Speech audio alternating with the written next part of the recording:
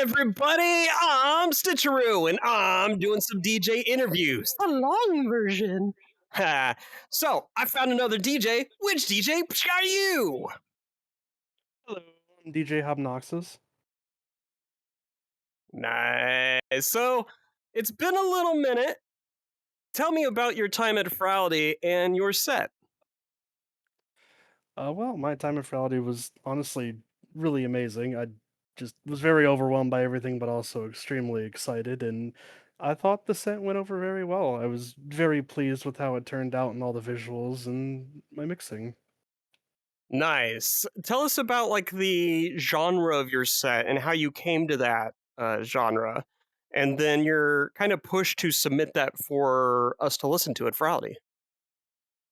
So I spin Neurofunk, which is a subgenre of drum and bass that focuses on a lot of dystopian, more futuristic sounds to give people that sort of landscape. And what really pushed me into the genre was growing up and listening to drum and bass. One of my first draws to the genre were Pendulum, and then I stumbled upon Black Sun Empire, old school Noisia, stuff like that. And what drove me, yeah, yeah, exactly. But what drove me to submit it is I just wanted to give people a better frame of reference for the genre. I don't hardly see it enough, and I'm very passionate about how different and unique it can be in its own ways, and I wanted to give people a taste of that. For sure. And it definitely has a lot of feel of like some acid into it as well. Like I pick up a little bit of influence from like Aphex Twins, for example. It's got that kind of like rough, kind of a little bit more industrialist. You said dystopian, so like, like it's like Cyberpunk 2077, the music. Yep, a lot of it ends up turning out to be that way. So let's break it down a little bit. Building out your set, what were your influences? What were your like? How did you go about crafting the set and putting it all together?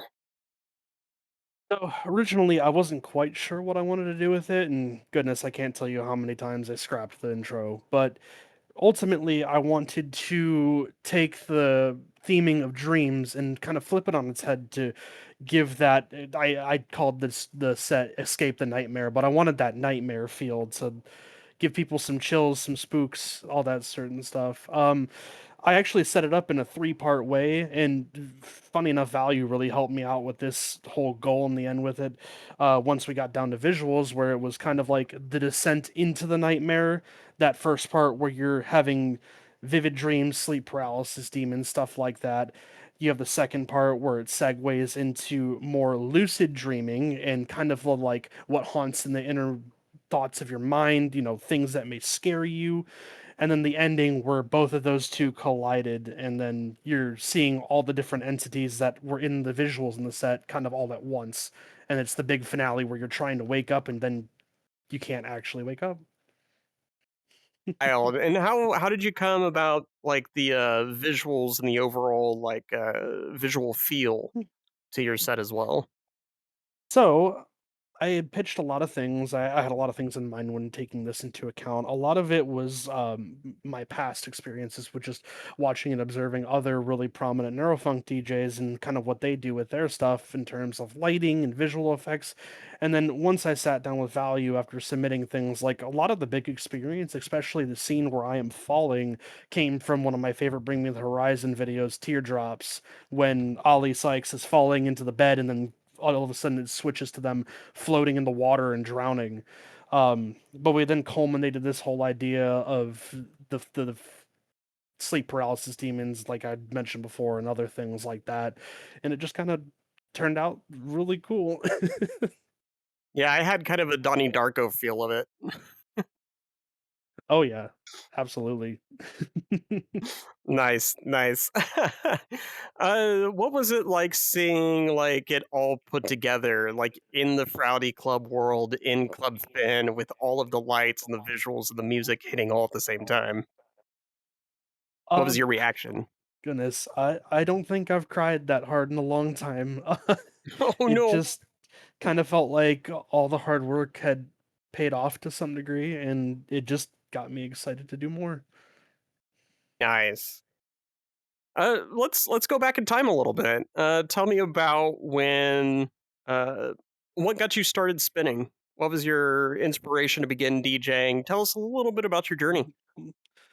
So, my first ever Furality was Legends, and I was very new to VR at the time, and I was pulled into the club by my friend Echo, who has spun for Silva and Aqua, and respectively, New world. Echo's exactly, but respectively, Echo's Aqua set and Raccoon's Aqua set were actually two of the biggest reasons I wanted to start spinning in the first place, and before I knew it, Echo was shoving a tractor two at me and saying, "Hey, it's time to start learning."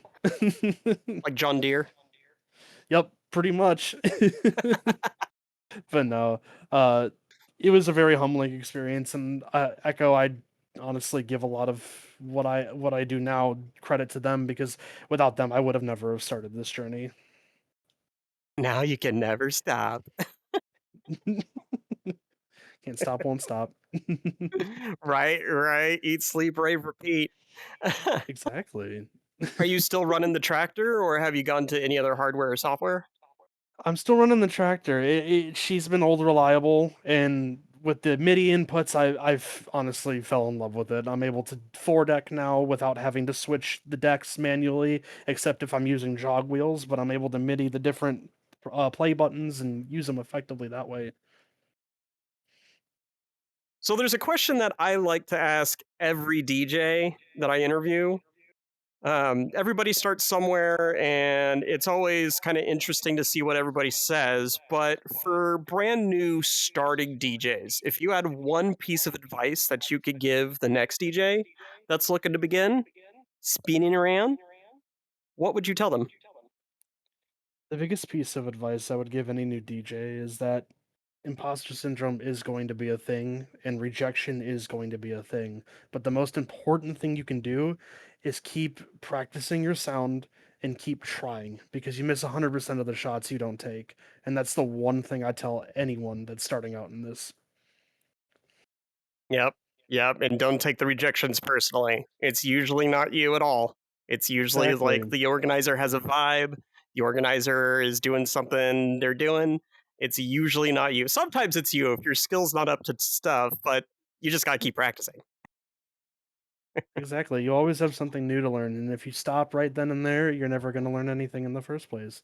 And as long as you're doing it 100%. for the people and for yourself, you're going to find your calling.